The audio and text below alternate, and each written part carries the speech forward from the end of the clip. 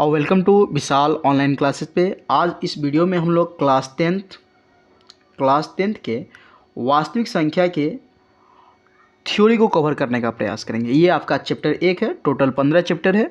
हम लोग chapter wise को पढ़ेंगे। आज चैप्टर 1 के जितने भी थ्योरी बन सकते हैं वास्तविक संख्या से रिलेटेड, ठीक है, पहले थ्योरी को कवर करेंगे, फिर उसके बाद हम लोग प्रश्नावली को कवर करेंगे।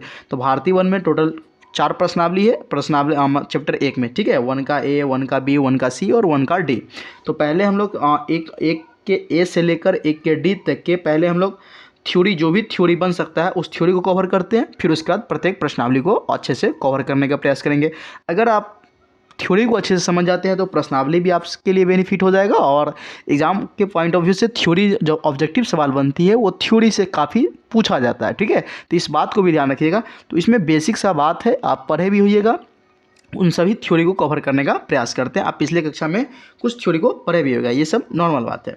जैसे प्राकृत संख्या पता होगा, प्राकृत संख्या किसे कहते हैं? गिनती की संख्या को हम लोग प्राकृत संख्या कहते हैं, ठीक है। इसे कैपिटल एन से सूचित करते हैं। गिनती की संख्या वही 1 2 3 4। क्या -1 प्राकृत संख्या है? तो बिल्कुल नहीं। क्या 2/3 प्राकृत संख्या है? तो बिल्कुल नहीं।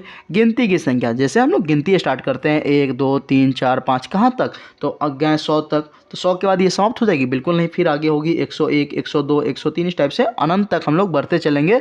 तो अनंत तक के बाद भी ये अपरिभाषित बोल सकते हैं, ठीक है। तो गिनती की संख्या को हम लोग प्राकृत संख्या कहते हैं। ये कितने होते हैं? तो ये अपरिभाषित, कोई सीमा नहीं होता है, ये अपरिभाषित होता है, ठीक है। इसे कैपिटल एन से सूचित करते हैं, इस बात को ध्यान रखिएगा।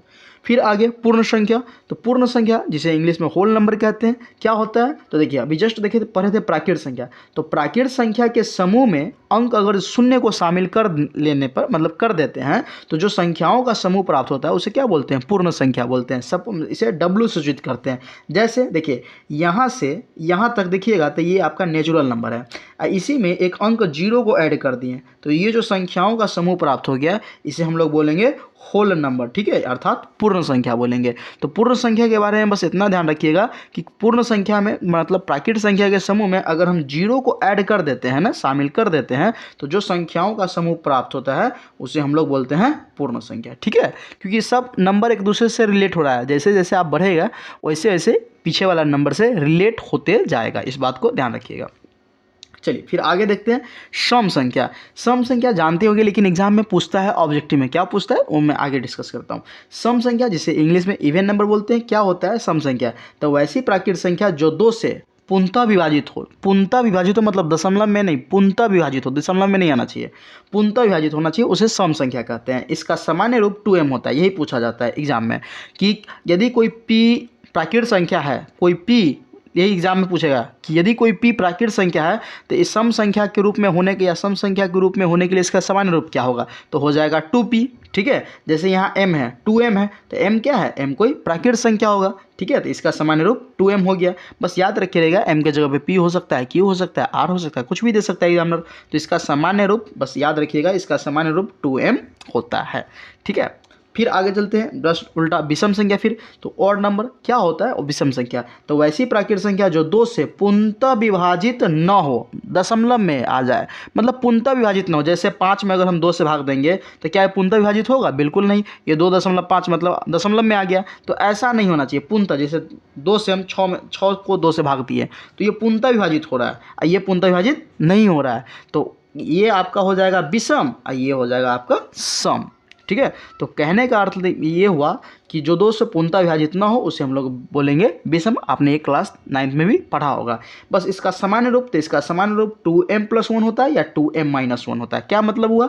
m के जगह पे कोई भी आप प्राकृत संख्या डाल दो। जैसे सपोज m के जगह पर हम 1 डाल दिए, ठीक है, तो यहाँ पे वैल्यू पुट कीजिए, तो 2 इकाई, ये 2 गुने 1 कर, आप +1 करेंगे तो 2 इकाई ये हो गया 2 और जोड़ 1, और 2 1 कितना हो गया 3। अगर हम मौखिक m के जगह पे हम प्राकृत संख्या 6 डाल देते हैं सपोज डैट, तो ये कितना हो गया 6 दूना 12, 12 में 1 जोड़ेंगे तो कितना हो जाएगा 13। मतलब कुछ भी आप डालिए तो इसका सामान्य रूप, इसको कुछ भी डालने पर इसका जो वैल्यू आएगा ना, ये वैल्यू इस मान m के जगह पे कोई मान डालने पर वो आपका एक विषम संख्या ही आएगा। अब इस पर चेक करते हैं, m बराबर सपोज हम लोग 2 डालते हैं, ठीक है। ये इसका जहाँ m क्या होगा, जहाँ m प्राकृत संख्या होगा, और इसका विषम संख्या का सामान्य रूप ये होगा 2m+1 या 2m-1।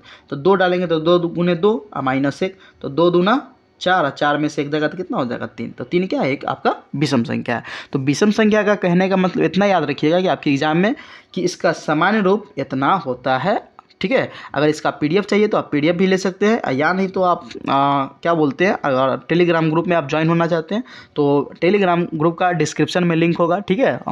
या नहीं तो आप टेलीग्राम पे सर्च भी कर सकते हैं, विशाल मैथ क्लास, आप ज्वाइन हो जाइएगा, ठीक है। आपकी रेगुलर क्लास चलेगी, ठीक है, रेगुलर क्लास चलेगी। अभी वीडियो लेक्चर रिकॉर्ड हो रहा है, कुछ दिन बाद मैं लाइव आकर आपको पढ़ाऊँगा, ठीक है।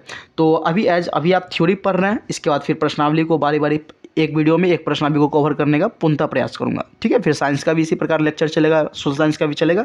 फिलहाल मैथ से शुरू कर दिए आज, ठीक है। चलिए फिर आगे चलते हैं।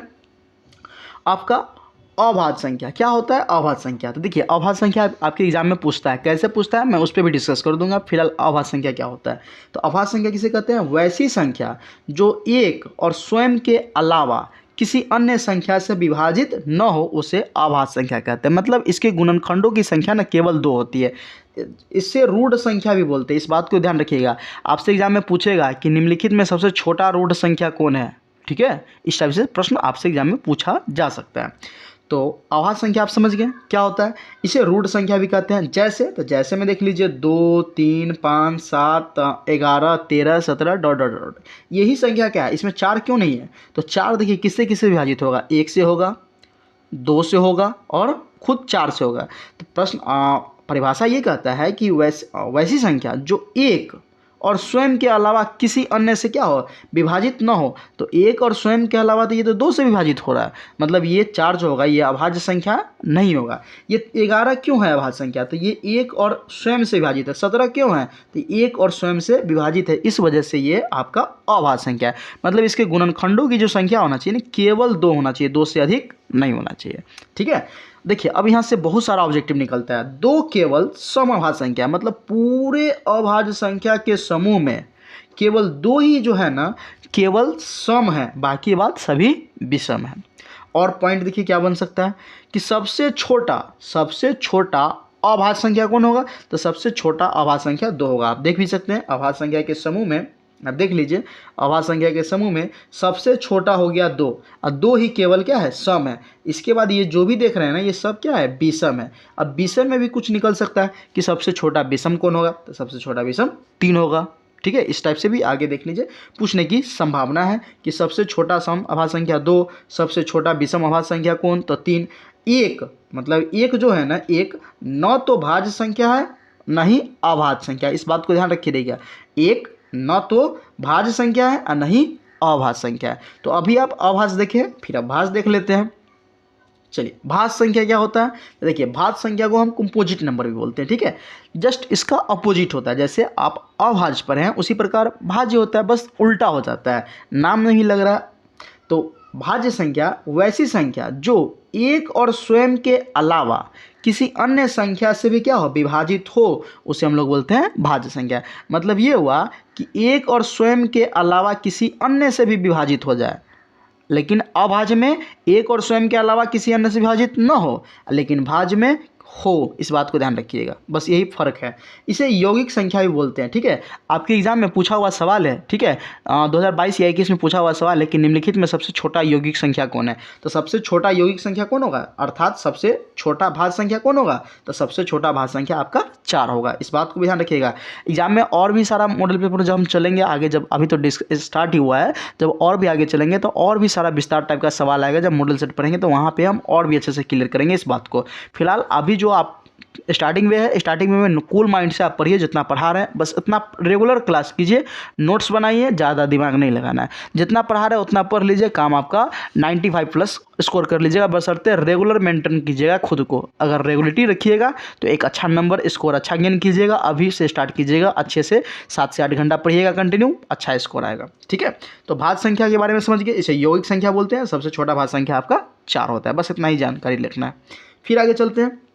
सअभाज्य संख्या एग्जाम में पूछा जाता है ऑब्जेक्टिव में कि निम्नलिखित में कौन सअभाज्य संख्या है। तो सअभाज्य संख्या होता किसे है, किसे कहते हैं, एग्जाम्पल दे देगा, 2-4 नंबर ऐसे दे देगा, पूछेगा कि कौन सअभाज्य संख्या है। देखिए तो पहले सअभाज्य संख्या के बारे में जानकारी लेते हैं कि सअभाज्य संख्या क्या होता है। कि वैसी दो संख्याओं जिनका मौसा जो हो ना एक हो उसे स्वाभाज्य संख्या कहते हैं। क्या हुआ मतलब कि वैसी दो संख्या जिसका मौसा एक हो, जैसे 9 और 16, तो 9 और 16 का आप मौसा निकालिएगा तो मौसा कितना आएगा? एक आएगा। कैसे एक आएगा? तो देख लीजिए, 9 का अभाज्य गुणनखंड तोड़िएगा तो 3 गुने 3, 16 का तोड़िएगा तो 4 गुने 4। इस दोनों में कोई कॉमन फैक्टर है? कुछ भी नहीं, तो कॉमन नहीं है तो यहाँ भी गुना एक दे सकते हैं, यहाँ भी नहीं गुना है तो एक दे सकते हैं।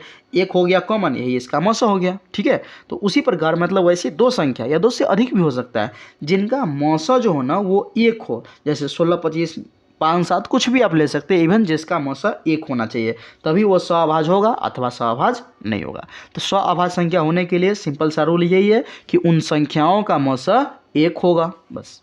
चलिए आगे देखते हैं फिर पूर्णांक संख्या।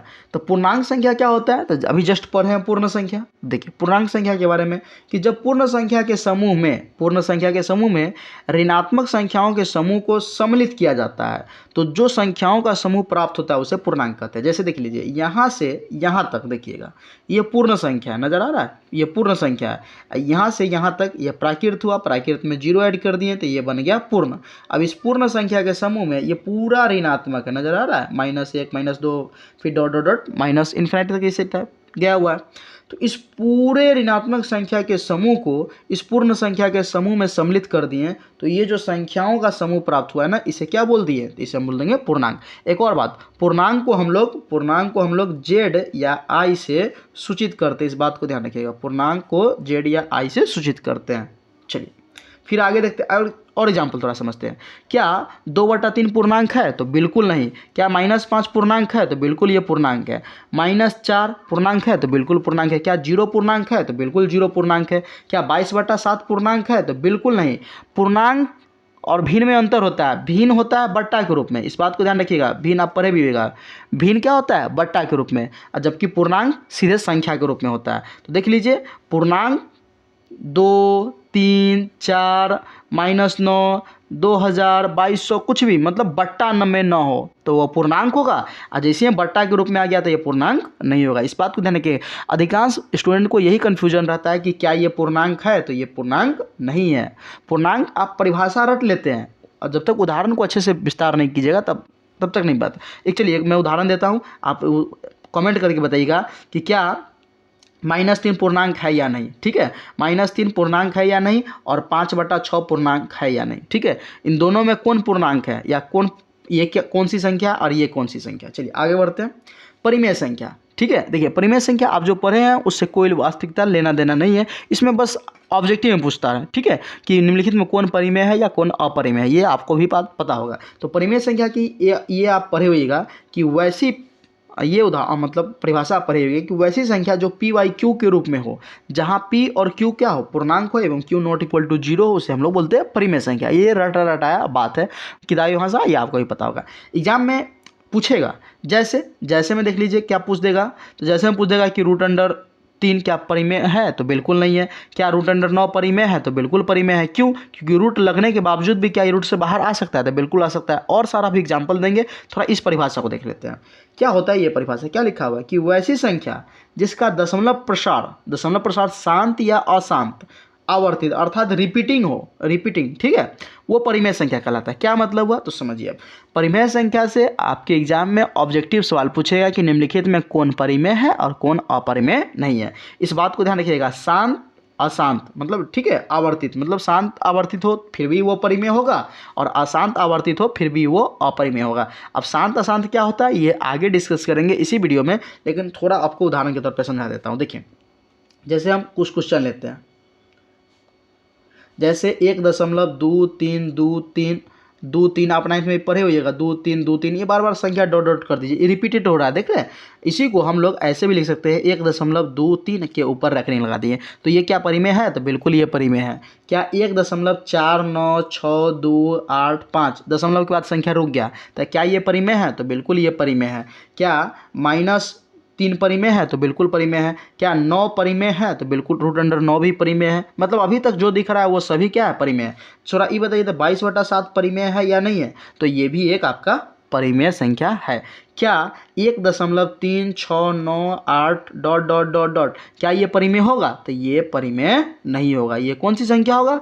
दशमलव का संख्या अनंत तक ये बढ़ते जा रहा है दशमलव, ठीक है, तो ये आपका अपरिमेय हो जाएगा। वैसे बढ़ तो यहाँ भी रहा है, नजर आ रहा है, डॉट डॉट यहाँ भी है, लेकिन यहाँ एक निश्चित क्रम में जा रहा है। और जब यहाँ पे निश्चित क्रम में जा रहा है, यहाँ अनिश्चित है, नजर आ रहा है, इसके बाद कौन सी संख्या आएगा खुद नहीं पता।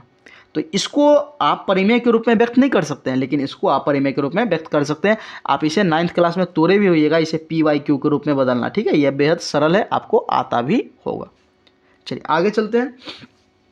परिमेय के बाद ये आपको पढ़ना है अपरिमेय संख्या, ठीक है। परिमेय के बाद आपको देखना है अपरिमेय। तो अपरिमेय क्या होता है? जस्ट परिमेय का उल्टा होता है। देखिए अभी जो ये भाषा पढ़े हैं परिभाषा, इस परिभाषा को थोड़ा बदल दीजिए बस। वैसी संख्या जो PYQ के रूप में न हो, जहाँ P और Q पूर्णांक हो, Q नॉट इक्वल टू 0, उसे अपरिमेय बोलते हैं, ठीक है। लेकिन आपको मुख्य रूप से इस परिभाषा पे ध्यान देना है, क्योंकि क्वेश्चन यहीं से रियलाइज होगा, ठीक है। तो आगे चलते हैं। देखिए अपरिमेय, तो बस वही बात लिखे हैं, वैसी परिमेय संख्या जिसका दशमलव प्रसार अशांत और अनावर्तित हो, नॉन रिपीटिंग हो, ठीक है, उसे अपरिमेय संख्या कहते हैं। आप जो एग्जांपल अभी देखे थे, जो ये वाला सब, ठीक है, ये नॉन रिपीटिंग है, यहाँ पे तो रिपीटेड हो रहा था, ठीक है, एक निश्चित क्रम में रिपीटेड हो रहा है, इसीलिए ये परिमेय हो गया।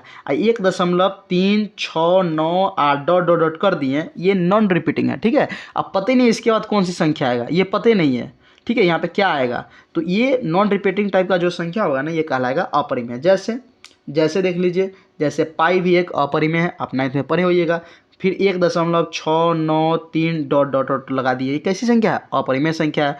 √5 कैसी संख्या है? अपरिमेय। √64 क्या अपरिमेय होगा? तो बिल्कुल नहीं, क्योंकि इसको तोड़कर आप क्या लिख सकते हैं? 8 लिख सकते हैं। तो जब रूट में रह जाए, सुन लीजिए इतनी बात, कि जब रूट में संख्या रह जाए, रूट से बाहर न व्यक्त हो, तो वह कहलाएगा अपरिमेय, और जब रूट से निकल जाए तो वह कहलाएगा परिमेय। बस इतना ही परिमेय अपरिमेय पे ध्यान देना है। फिर आगे वास्तविक संख्या। वास्तविक संख्या क्या होता है? तो परिमेय संख्या तथा अपरिमेय संख्या के समूह को, मतलब दोनों को जब आपस में ऐड कर दे तो जो संख्याओं का समूह प्राप्त होता है उसे वास्तविक संख्या कहते हैं। मतलब अभी तक आप जो भी नंबर पढ़ रहे थे वो सब क्या था? वो सब वास्तविक संख्या था। एक आपको हम डायग्राम के थ्रू समझाते हैं तो ज़्यादा बेटर रहेगा। देखिए, जैसे वास्तविक संख्या को इंग्लिश में बोलते हैं रियल नंबर। तो रियल नंबर सिस्टम क्या है तो समझिए, ये दो तरह से बना हुआ है, ठीक है, जिसमें आपको रेशनल नंबर, जिसके हम लोग परिमेय बोलते हैं, इरेशनल नंबर जिसे अपरिमेय बोलते हैं, ठीक है। ये अपरिमेय संख्या के कुछ उदाहरण है: √2, √72, पाई, √8/23, इस टाइप से। देखिए ये अपरिमेय। तो इस दोनों को अगर आपस में सम्मिलित कर देते हैं तो ये पूरा जो संख्या का समूह प्राप्त हुआ, यहाँ इसमें जो भी संख्या आपको दिख रहा है, ये सभी क्या संख्या आते हैं? सभी एक वास्तविक संख्या है, ठीक है। अब थोड़ा विस्तार से हम रेशनल नंबर को भी, मतलब अपरिमेय संख्या को भी समझ लें। तो देखिए, आप देखे थे नेचुरल नंबर। नेचुरल नंबर में अगर, मतलब प्राकृतिक संख्या में अगर 0 को सम्मिलित कर दे तो क्या बन गया? देख रहे हैं, ये जो डायग्राम बन गया, ये किसका बन गया? तो ये बन गया होल नंबर का। इस यहाँ से एक निष्कर्ष निकलता है, आप शायद 9th में पढ़े भी होगा, कि सभी प्राकृतिक संख्या पूर्ण संख्या होते हैं, लेकिन सभी पूर्ण संख्या प्राकृतिक संख्या नहीं होते। जैसे 0 एक आपका पूर्ण संख्या है लेकिन प्राकृतिक संख्या नहीं है। लेकिन जितने भी प्राकृतिक संख्या है सभी वो पूर्ण संख्या है, लेकिन सभी पूर्ण संख्या प्राकृतिक संख्या नहीं हो सकते। बशर्ते क्यों? क्योंकि 0 एक पूर्ण संख्या है लेकिन प्राकृतिक संख्या नहीं है। सेम लॉजिक आगे लगा लीजिए। तो देखिए, अब जितने भी पूर्णांक है उस पूर्णांक में होल नंबर भी आ जाएगा और नेचुरल नंबर भी आ जाएगा। तो कहने का तात्पर्य ये हो गया कि ये जो पूर्णांक वाला जो घर है, इस पूर्णांक में देखिए आपका होल नंबर भी आ गया, मतलब पूर्ण संख्या भी आ गया और प्राकृतिक संख्या भी आ गया।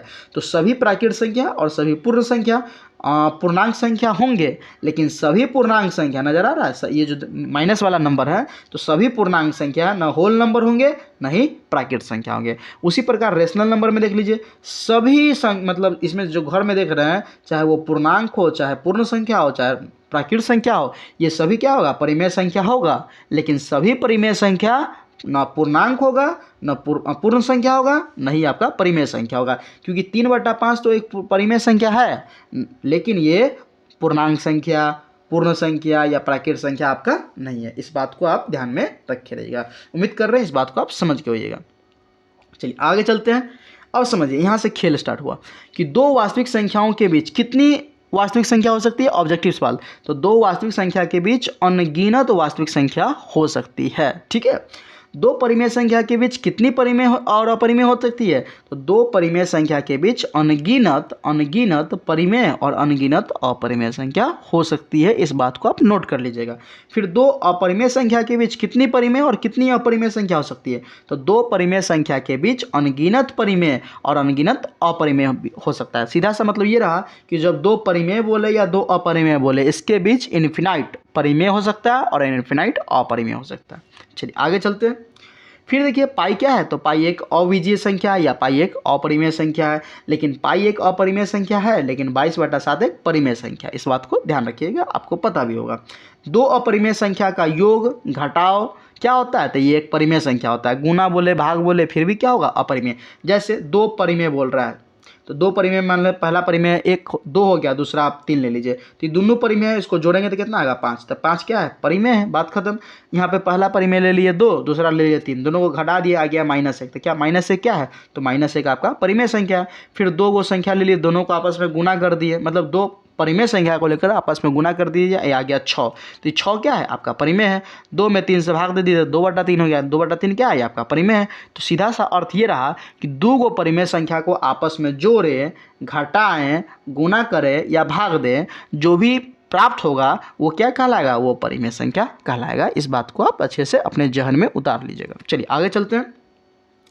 अब देखिए यहाँ पे एक परिमेय और एक अपरिमेय, अभी देखे थे दोनों परिमेय। अब यहाँ पे क्या है? एक परिमेय और एक अपरिमेय संख्या का योग घटाव गुना अपरिमेय संख्या होता है। जैसे एक परिमेय ले लिए 2 और एक परिमेय ले लिए √3। इस दोनों को गुना करेंगे तो क्या हो जाएगा? 2√3। ठीक है, ये क्या है? एक आपका अपरिमेय है। एक ले लिए 2 और एक ले लिए √3, एगो परिमेय और एगो अपरिमेय।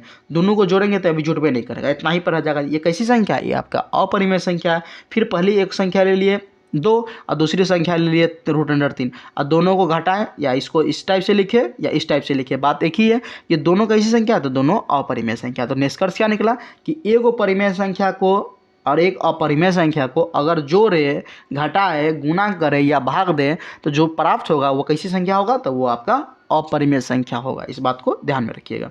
चलिए आगे फिर देखते हैं। फिर वही लॉजिक, दो परिमेय संख्या का गुना, दो परिमेय संख्या का गुना परिमेय होता है, देखे थे पहले। जबकि दो अपरिमेय संख्या का गुना क्या होता है? एक परिमेय या अपरिमेय कुछ भी हो सकता है। अभी जस्ट देखे थे, हम लोग पढ़े थे कि दो गो परिमेय संख्या को आपस में जोड़े, घटाओ, गुना करे, भाग दे, वो कैसी संख्या होगा? अपरिमेय होगा। लेकिन जैसे ही दो गो अपरिमेय संख्या को गुना करेंगे ना, तो वो परिमेय भी हो सकता है और अपरिमेय भी हो सकता है। कैसे? तो देखिए हम दिखाते हैं आपको। एक ले लिए 2 जो एक ले लेते हैं, ये भी आपका अपरिमेय देखे थे, ये भी एक आपका अपरिमेय है। देखिए जस्ट देख लीजिए, ये भी एक अपरिमेय संख्या, ये भी अपरिमेय संख्या। इस दोनों अपरिमेय संख्या को गुना करेंगे तो क्या प्राप्त होगा? देख लीजिए। तो देखिए यहाँ पे a+b, यहाँ पे ये एक पहला अपरिमेय है, ये आपका दूसरा अपरिमेय है। तो इसको और इसको गुना करेंगे तो एक कॉन्सेप्ट आ गया, a+b गुने a-b। तो क्या होगा? a² - b²। ए की जगह पे क्या है? √3, तो √3 का स्क्वायर माइनस b की जगह पे क्या है? 2 का स्क्वायर। √3 का स्क्वायर हो गया 3 और -2 का स्क्वायर 4। 3 में से 4 जाएगा तो क्या हो गया? -1। तो -1 क्या है? ये आपका अपरिमेय नहीं, ये आपका परिमेय हो गया। तो क्या देख रहे हैं अभी कि दो गो अपरिमेय संख्या को गुना किए हैं, दो गो अपरिमेय संख्या को गुना किए हैं, तो गुणनफल जो प्राप्त हुआ है वो आपका परिमेय आया है। अब एक और लॉजिक देख लीजिए, एक संख्या हो गया 3 और दूसरा संख्या हो गया √2। तो ये भी एक अपरिमेय है, ये भी एक अपरिमेय है। ये पहला, ये मान लीजिए दूसरा, दोनों को गुना करेंगे तो √3 गुण √2 हो जाएगा √6, और √6 क्या है? तो आपका अपरिमेय है। तो क्या निष्कर्ष निकल रहा है? निष्कर्ष ये निकल रहा है कि दो गो अपरिमेय संख्या को गुना करें, यहाँ पे आकार लगा लीजिएगा, गुना करें तो गुणनफल परिमेय भी आ सकता है और अपरिमेय भी आ सकता है। चलिए आगे चलते हैं। फिर उसी प्रकार कि दो अपरिमेय का योग मतलब जोड़, घटाव परिमेय या अपरिमेय हो सकता है। इस बात को ध्यान रखिए रहेगा। फिर आगे चलते हैं। एल्गोरिथम, ठीक है। एल्गोरिथम क्या होता है? अभी तक ये सभी बात आप 9th में भी पढ़े हुए हैं। एल्गोरिथम क्या होता है? तो एल्गोरिथम क्या किसे कहते हैं? ये सब पूछता नहीं है, बस आपके एग्जाम मतलब बुक में है एज ए थ्योरी, तो आप इसे पढ़ सकते हैं। ठीक है, आपके पॉइंट ऑफ एग्जाम के पॉइंट ऑफ व्यू से ये इंपॉर्टेंट, मतलब थ्योरी, मतलब ये नहीं पूछता है एल्गोरिथम किसे कहते हैं। ठीक है, इस बात को ध्यान रखिएगा।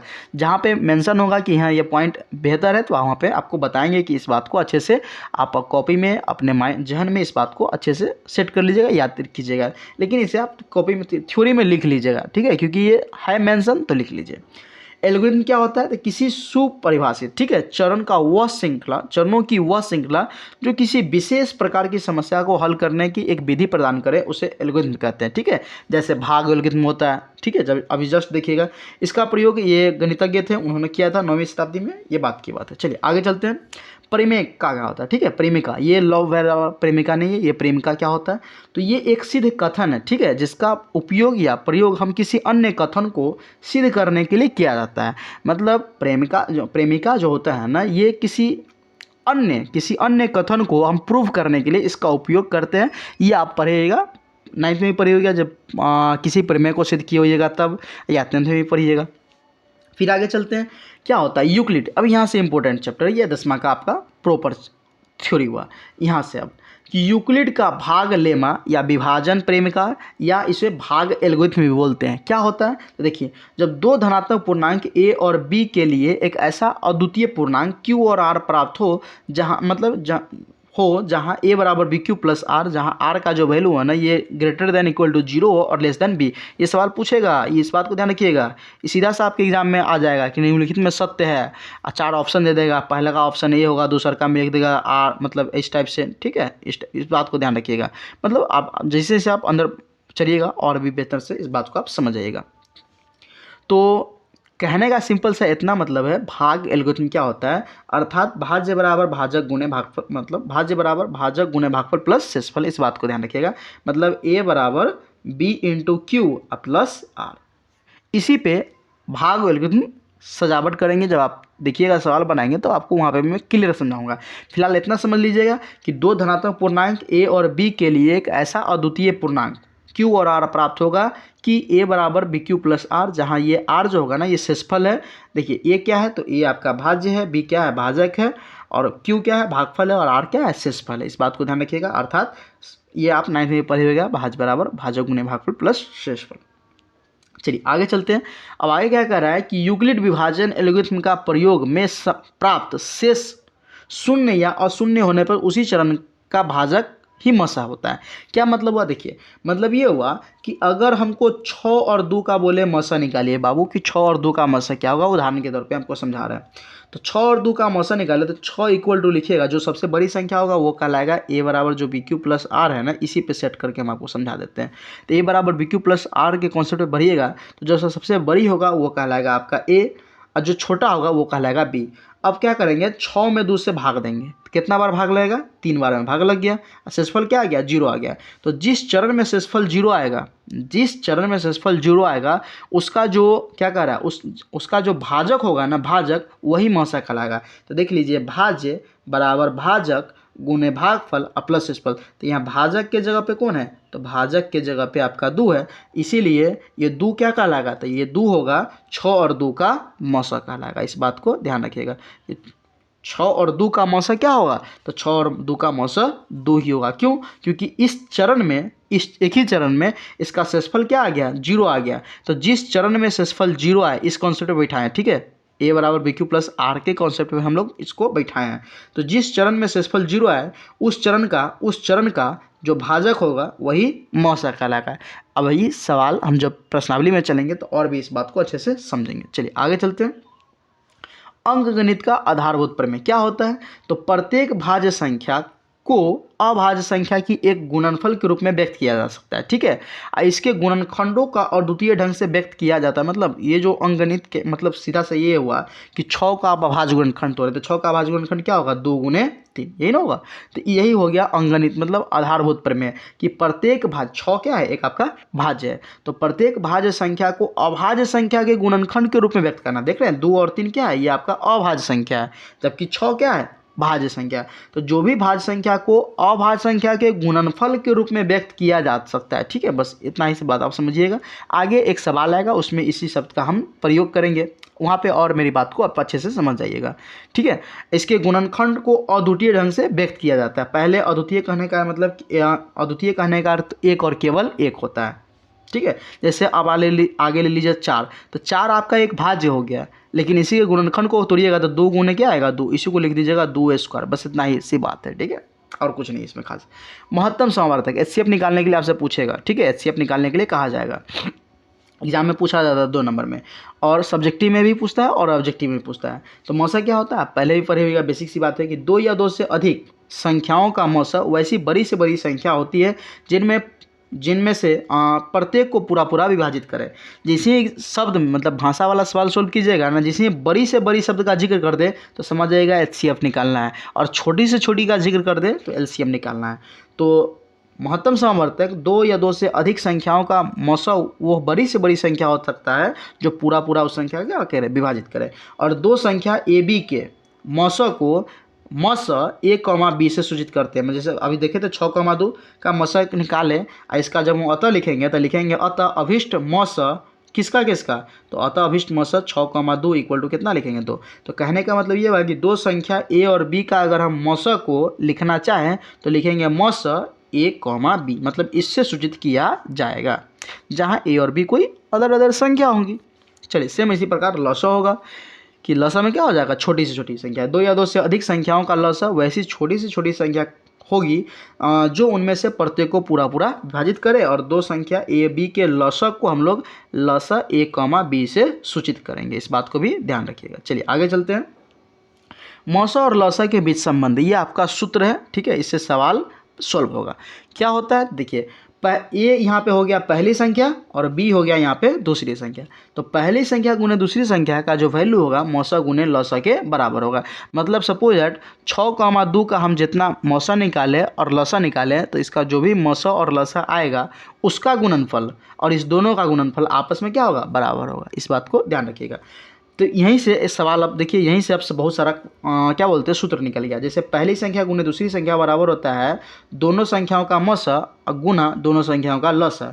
उसी प्रकार कभी कभी एग्जाम में ये 4 चीज़ हो गया, देख रहे 2 यहाँ पे हो गया, 2 यहाँ पे हो गया, तो होगा क्या, इस चारों में 3 का वैल्यू दे देगा, किसी एक का वैल्यू नहीं दिया।